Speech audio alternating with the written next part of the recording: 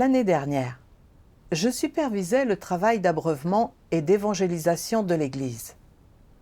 Comme je venais de commencer, il y avait beaucoup de détails dans le travail que je ne connaissais pas bien. Je me suis donc beaucoup reposée sur les dirigeants d'équipe. Je pensais qu'ils maîtrisaient ces domaines et qu'ils étaient meilleurs que moi en tout. Je devais donc apprendre d'eux, et particulièrement de sœur Lily, qui avait un très bon calibre et était une ouvrière compétente.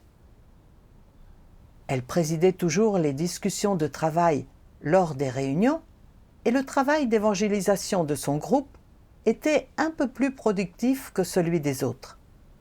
Résultat, je la tenais en haute estime et lui faisais confiance. D'ordinaire, je n'avais qu'une simple compréhension de son travail et ne me penchais jamais sur les détails.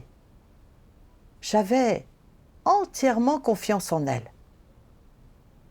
À cette époque-là, mes frères et sœurs me rappelaient que je devais prendre du temps chaque semaine pour vérifier le travail de Lily.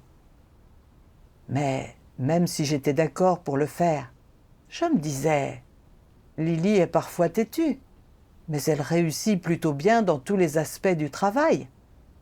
Et c'est la plus compétente dans ce domaine. Elle ne doit donc pas avoir de gros problèmes. Si j'examine en permanence son travail, je donnerais l'impression de ne pas lui faire confiance. Je n'ai donc pas pris leurs suggestions au sérieux. Un jour, 2 sœurs m'ont dit que Lily ne faisait pas de travail concret. Elles racontaient que, souvent, elle ne suivait pas le travail de l'équipe et n'échangeait pas pour résoudre les problèmes et les difficultés des frères et sœurs. Quand, à l'occasion, elle vérifiait le travail, ce n'était pas très utile. Le travail d'évangélisation de l'équipe devenait donc moins efficace. J'ai été choquée d'entendre ça. Comment était-il possible que Lily ne fasse pas de travail concret? Elle m'avait dit qu'elle suivait le travail de l'équipe. Et à chaque fois que j'avais posé la question, elle m'avait dit qu'il n'y avait pas de problème. Alors, pourquoi les autres disaient-ils qu'elles ne suivaient pas leur travail? Mais ensuite, je me suis dit, globalement, l'équipe de Lily a bien réussi. Peut-être que ses sœurs ne connaissent pas toute l'histoire. Je ne peux pas me fier à leurs seules paroles. En plus, ses sœurs ont elles-mêmes des problèmes. Même si Lily rencontre des problèmes dans son devoir, c'est normal. Personne n'est parfait.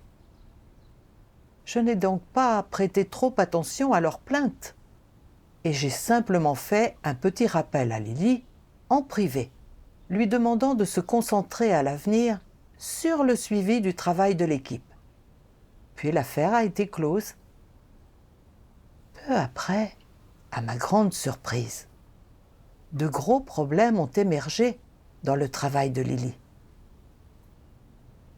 Un jour, un dirigeant a dit qu'on lui avait encore signalé que Lily ne faisait pas de travail concret. Elle n'avait pas suivi le travail d'évangélisation, même quand il ne se passait pas bien. Et elle ne répondait pas rapidement aux membres de son équipe quand ils avaient des difficultés pour partager l'Évangile. De même, elle n'allait pas jusqu'au bout des choses quand elle réalisait un travail. Elle établissait des plans pendant les réunions, mais ensuite, elle ne les suivait pas. Il ne pouvait donc pas être mené à bien, ce qui affectait directement le résultat du partage de l'Évangile. En entendant ça, j'ai été choquée une nouvelle fois.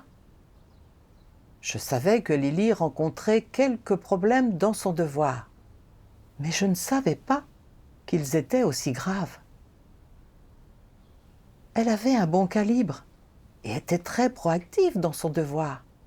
Comment pouvait-elle ne pas faire de travail concret? Je ne pouvais tout simplement pas croire que c'était vrai. Plus tard, le dirigeant a échangé avec elle et a souligné ses problèmes. J'ai cru qu'elle réfléchirait sur elle-même et en tirerait des leçons. Mais à ma grande surprise, elle n'a pas réfléchi et elle n'a absolument pas eu une attitude d'acceptation et de soumission. Elle a juste dit qu'elle n'était pas faite pour être dirigeante d'équipe et elle a proposé de démissionner.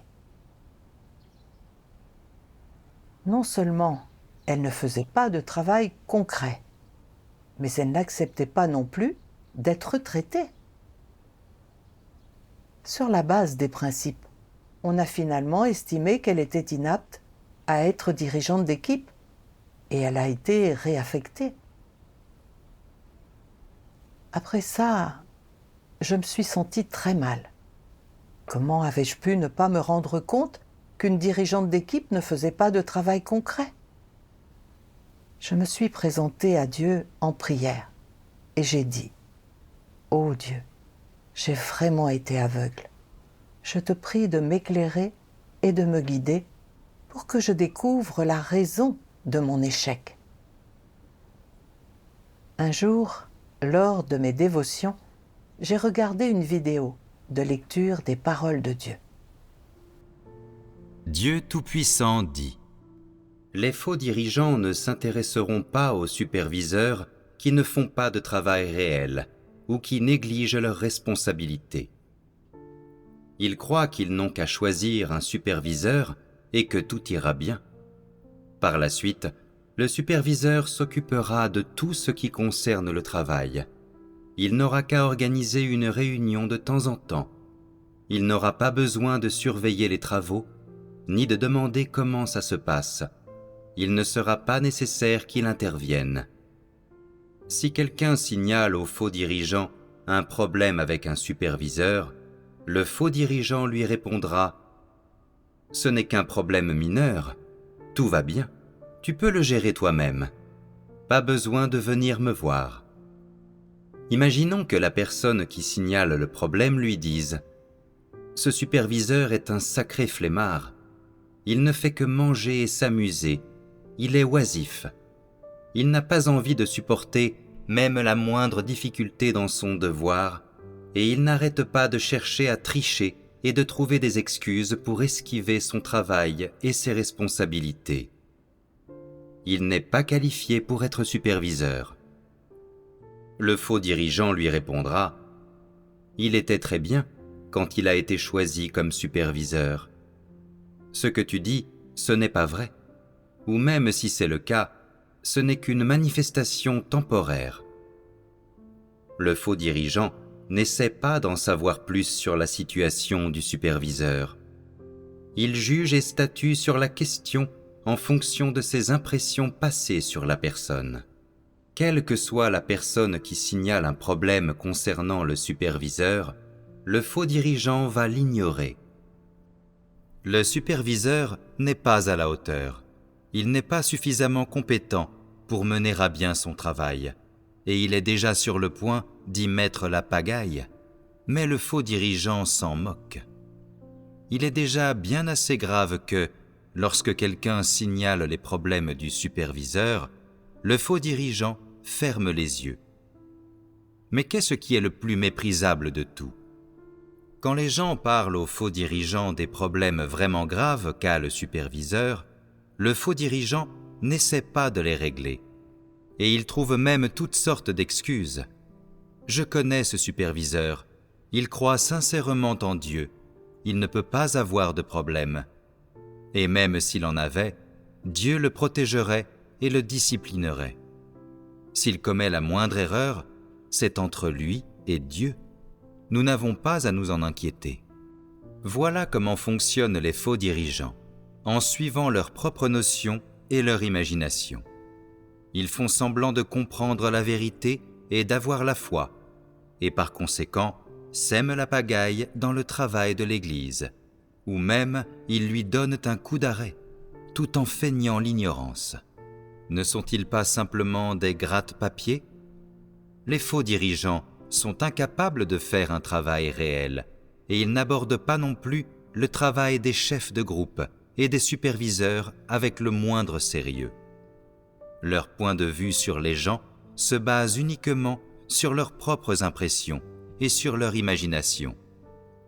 En voyant quelqu'un bien s'acquitter de son devoir un moment, ils croient que cette personne sera compétente à jamais, qu'elle ne changera pas. Ils ne croient pas ceux qui disent qu'il y a un problème chez cette personne. Et quand quelqu'un fait remarquer quelque chose au sujet de cette personne, ils l'ignorent. Les faux dirigeants ont également un défaut majeur. Ils ont vite fait de faire confiance aux gens en se fondant sur leur propre imagination. Et c'est dû au fait qu'ils ne comprennent pas la vérité, n'est-ce pas? Comment la parole de Dieu révèle-t-elle l'essence de l'humanité corrompue? Pourquoi devraient-ils faire confiance aux gens alors que Dieu ne leur fait pas confiance? Au lieu de juger les gens sur les apparences, Dieu sonde constamment leur cœur. Alors, pourquoi les faux dirigeants devraient-ils être si désinvoltes lorsqu'ils jugent les autres et placent leur confiance en eux? Les faux dirigeants sont trop vaniteux, n'est-ce pas? Voici ce qu'ils pensent. Je n'avais pas tort quand j'ai repéré cette personne. Rien ne pouvait mal tourner. Elle n'est certainement pas quelqu'un qui fait l'idiot, qui aime s'amuser et déteste le travail assidu. Elle est absolument fiable et digne de confiance. Elle ne changera pas. Si elle changeait, cela voudrait dire que je me suis trompé à son sujet, n'est-ce pas? Quel genre de logique est-ce donc? Es-tu une sorte d'expert? As-tu une vision au rayon X? Est-ce ta compétence particulière? Tu aurais beau vivre avec cette personne pendant 1 ou 2 ans, serais-tu capable de voir qui elle est vraiment, sans un environnement approprié pour mettre entièrement à nu sa nature et son essence?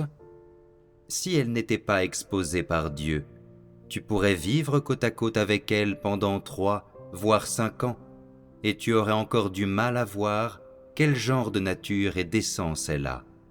Et n'est-ce pas encore plus vrai quand tu ne la vois que rarement, que tu es rarement avec elle?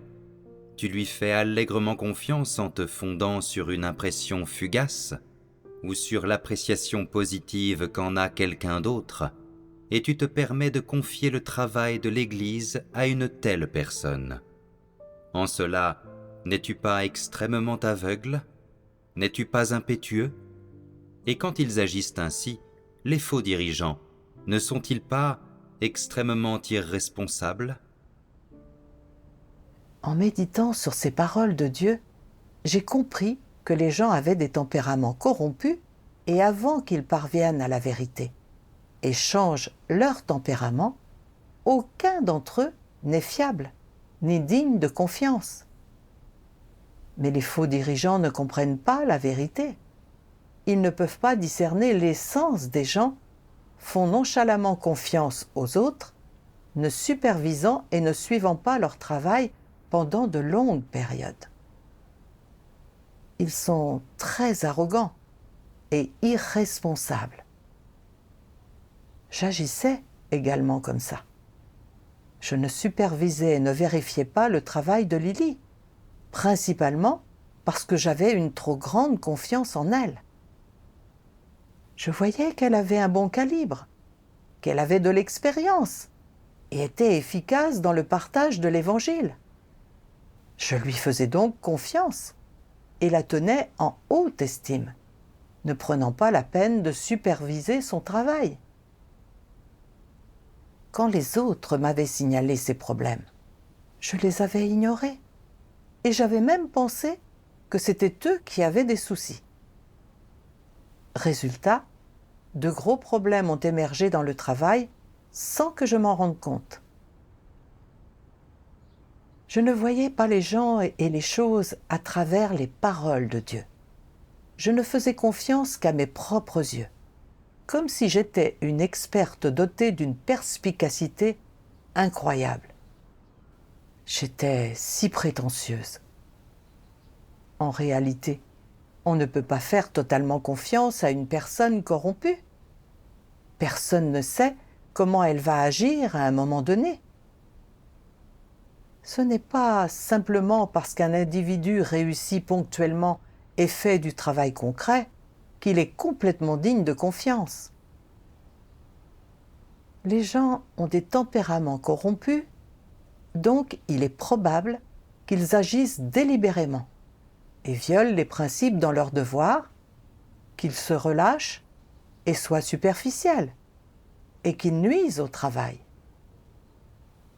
De plus, je ne connaissais Lily que depuis peu, et je ne la comprenais pas vraiment.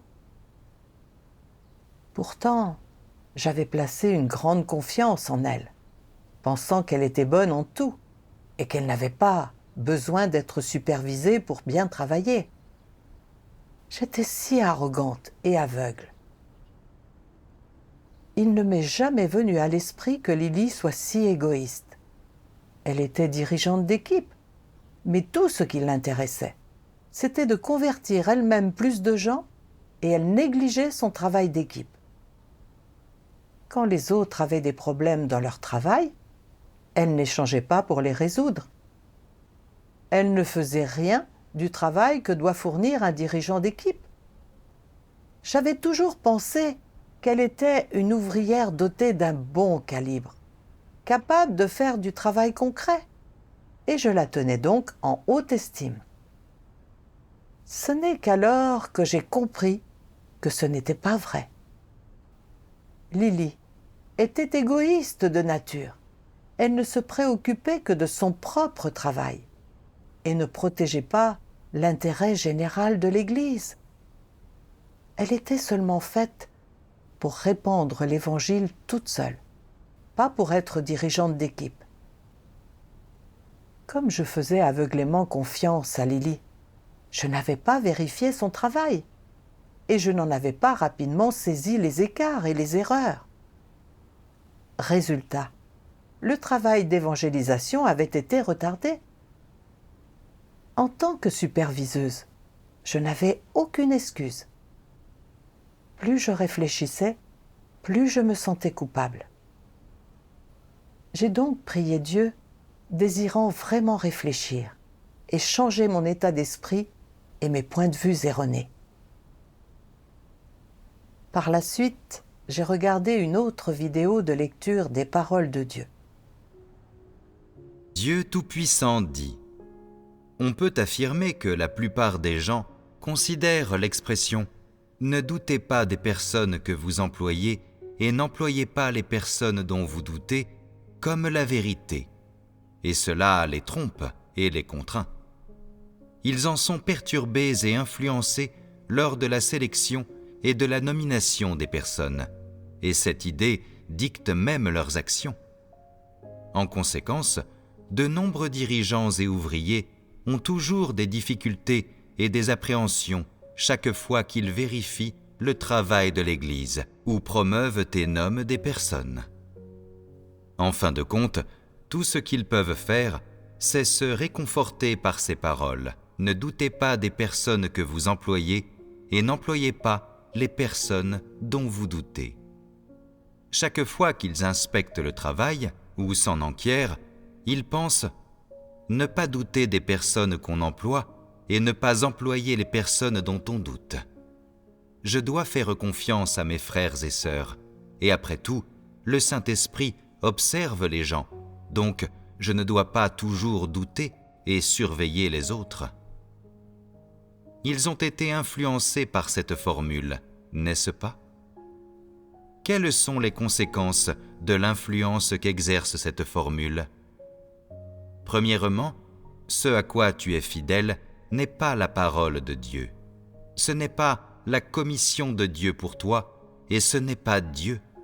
C'est une philosophie satanique de vie et une logique satanique. Tu crois en Dieu tout en trahissant ouvertement Dieu et la parole de Dieu. C'est un grave problème, n'est-ce pas ?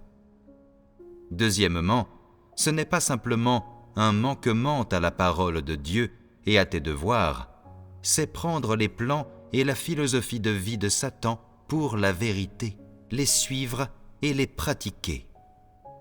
Tu obéis à Satan et tu vis selon une philosophie satanique, n'est-ce pas? Que tu le fasses, cela signifie que tu n'es pas une personne qui obéit à Dieu, encore moins une personne qui respecte les paroles de Dieu. Tu es une crapule.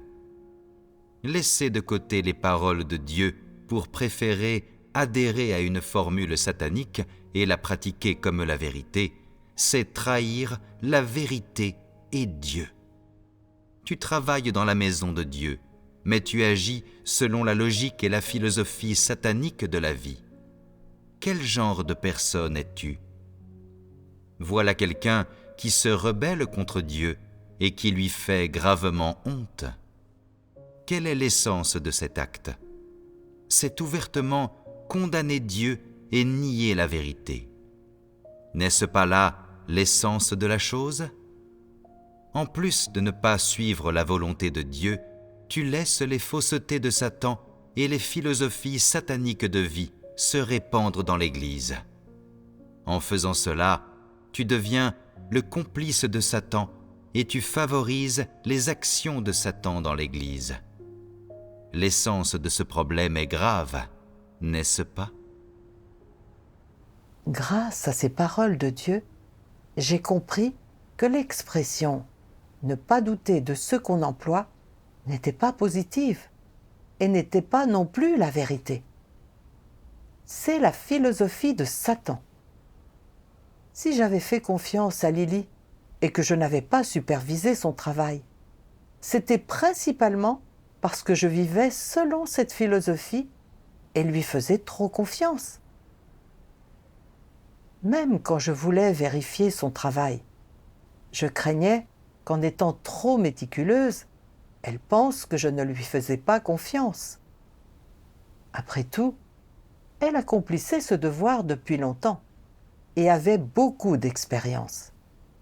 Elle était meilleure que moi à bien des égards et ses résultats étaient satisfaisants. Quel problème majeur pouvait bien avoir quelqu'un comme elle? Je pensais ne pas avoir besoin de me pencher sur des broutilles, que si je lui avais attribué ce travail, je devais lui faire confiance et qu'il ne devrait pas y avoir de problème. Comme j'étais dominée par cette philosophie satanique dans la vie, je n'ai jamais supervisé et ne me suis jamais penchée sur son travail. Même quand les gens signalaient des problèmes la concernant, je ne les croyais pas et ne cherchais pas à en savoir plus. Résultat, le travail d'évangélisation en a pâti. Le mal que j'avais fait était irréparable. En fait, Dieu exige que les dirigeants et les ouvriers supervisent et suivent le travail afin que nous puissions saisir et corriger rapidement les problèmes et les écarts. C'est bénéfique à la fois aux devoirs des gens et au travail de l'Église. Au lieu de cela, j'avais vécu selon la philosophie satanique « ne pas douter de ce qu'on emploie ». Je n'avais pas supervisé ni contrôlé les gens après leur avoir confié du travail, et encore moins les avais-je guidés ou assistés. J'étais superficielle dans mon devoir et ne faisais pas de travail concret. C'était le comportement d'un faux dirigeant. Je gardais une dirigeante d'équipe qui ne faisait pas de travail concret sur le personnel. Non seulement ça n'a pas aidé le travail de l'Église, mais en fait, il a été sérieusement perturbé. Je faisais le mal. Ce n'est qu'alors que j'ai compris que cette vision satanique, ne pas douter de ce qu'on emploie, était extrêmement néfaste. Si nous vivons toujours selon cette idée, nous retarderons probablement le travail de l'Église. Plus je réfléchissais, plus j'avais des remords. J'ai donc prié Dieu. Je ne veux plus traiter les gens ni mon devoir selon la philosophie de Satan. Je suis prête à faire des efforts pour accomplir mon devoir selon les exigences de Dieu. Je ne veux rien faire d'autre que je pourrais regretter. Par la suite, j'ai regardé une vidéo de lecture des paroles de Dieu et trouvé un chemin de pratique. Dieu Tout-Puissant dit : croyez-vous que la formule « ne doutez pas des personnes que vous employez et n'employez pas les personnes dont vous doutez » est correcte? Cette formule est-elle la vérité? Pourquoi quelqu'un utiliserait-il cette formule dans le cadre du travail de la maison de Dieu et de l'accomplissement de son devoir? Quel est le problème ici? Ce sont clairement les paroles des incroyants, des paroles qui viennent de Satan. Alors, pourquoi les considèrent-ils comme la vérité? Pourquoi ne savent-ils pas s'ils ont raison ou tort? Ce sont manifestement les paroles de l'homme, les paroles de l'humanité corrompue. Elles ne sont tout simplement pas la vérité. Elles sont totalement en contradiction avec les paroles de Dieu et ne devraient pas servir de critères pour les actions et la conduite des gens, ni pour adorer Dieu. Alors, comment aborder cette phrase? Si tu es vraiment capable de différenciation, quel type de critères dois-tu utiliser à la place en guise de principe de pratique? Le critère devrait être « accomplir ton devoir de tout ton cœur, de toute ton âme et de tout ton esprit ». Agir de tout son cœur, de toute son âme et de tout son esprit, c'est n'être retenu par personne, c'est être d'un seul cœur et d'un seul esprit, et rien de plus. C'est ta responsabilité et ton devoir, et tu dois bien l'accomplir, comme cela est ordonné par le ciel et reconnu par la terre. Quels que soient les problèmes que tu rencontres, tu dois agir selon les principes. Manipule-les comme bon te semble. Si l'émondage et le traitement sont nécessaires, qu'il en soit ainsi. Et si le renvoi est nécessaire, qu'il en soit ainsi. Agis en te basant sur les paroles de Dieu et sur la vérité. N'est-ce pas le principe? N'est-ce pas l'exact opposé de la phrase « Ne doutez pas des personnes que vous employez et n'employez pas les personnes dont vous doutez » Que signifie ne pas douter des personnes que tu emploies et ne pas employer les personnes dont tu doutes? Cela signifie que, si tu as engagé une personne, tu ne dois pas douter d'elle. Si tu as engagé une personne, tu dois lui lâcher les rênes, ne pas la surveiller et la laisser faire ce qu'elle veut. Et si tu doutes d'elle, tu ne dois pas l'engager. N'est-ce pas ce que cela signifie? Or, c'est terriblement faux. L'humanité a été profondément corrompue par Satan. Chaque personne a un tempérament satanique et est capable de se rebeller contre Dieu et de résister à Dieu. On pourrait dire que personne n'est fiable. Même si une personne jure tant et plus, cela ne sert à rien, car les gens sont limités par leur tempérament corrompu et ne peuvent pas contrôler leurs actions. Ils doivent accepter le jugement et le châtiment de Dieu avant de pouvoir résoudre le problème de leur tempérament corrompu et résoudre complètement le problème de leur résistance et de leur trahison. Résoudre la racine des péchés des gens. Tous ceux qui ne sont pas passés par le jugement et la purification de Dieu et qui n'ont pas obtenu le salut ne sont pas fiables. Ils ne sont pas dignes de confiance. Par conséquent, lorsque tu emploies quelqu'un, tu dois le superviser, le diriger, l'émonder et le traiter, et échanger fréquemment sur la vérité. Ce n'est qu'ainsi que tu pourras voir clairement s'il peut continuer à travailler. S'il y a des gens qui peuvent accepter la vérité, accepter d'être émondés et traités, qui sont capables d'accomplir loyalement leur devoir et qui progressent continuellement dans leur vie, alors seuls ces gens sont vraiment employables. En lisant ces paroles de Dieu, j'ai trouvé un chemin de pratique Dieu demande que nous mettions tout notre cœur dans nos devoirs, dans tout travail sous ma supervision. Peu importe si je connais bien une personne ou non, ou ce que je pense d'elle. Je dois toujours accomplir mon devoir en me basant sur les principes que Dieu a exposés aux dirigeants et aux ouvriers, et faire tout ce qu'on attend de moi. Superviser le travail de chacun, bien le comprendre, détecter les problèmes et les résoudre rapidement, et traiter et émonder ceux qui ont de graves problèmes. Ce sont les principes de mon devoir, et c'est la seule manière pour moi de bien faire mon devoir. Après cette prise de conscience, tout était bien plus clair, et j'avais un chemin à suivre dans mon devoir.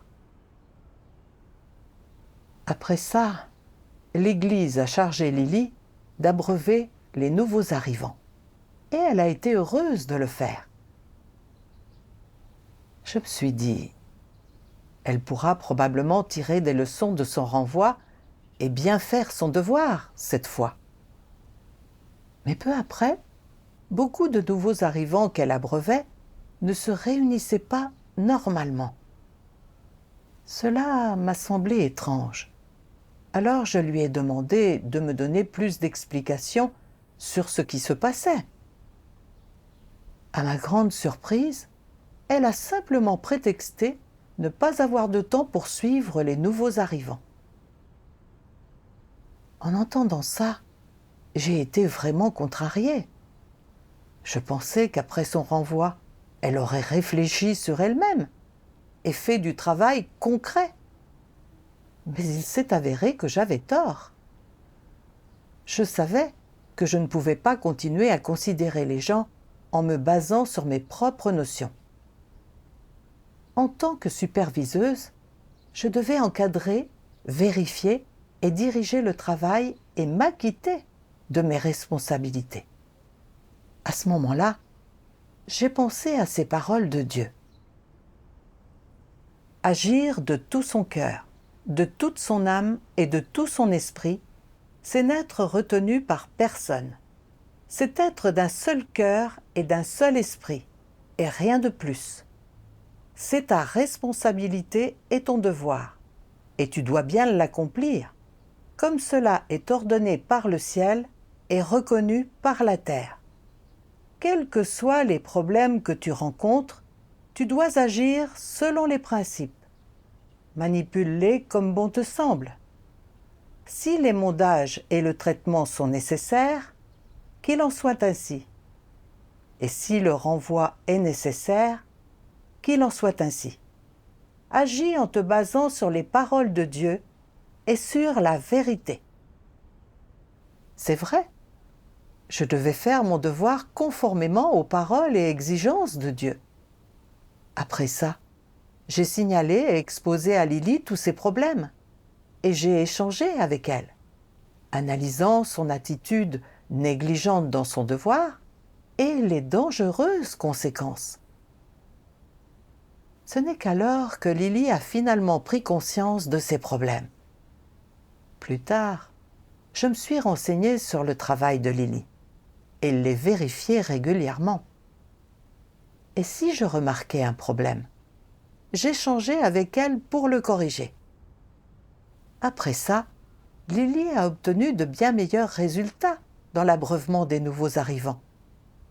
J'étais très enthousiaste de voir ça, et j'ai vraiment compris à quel point considérer les choses et agir selon les paroles de Dieu apporte les meilleurs résultats dans mon devoir. Je me suis aussi sentie plus à l'aise et apaisée.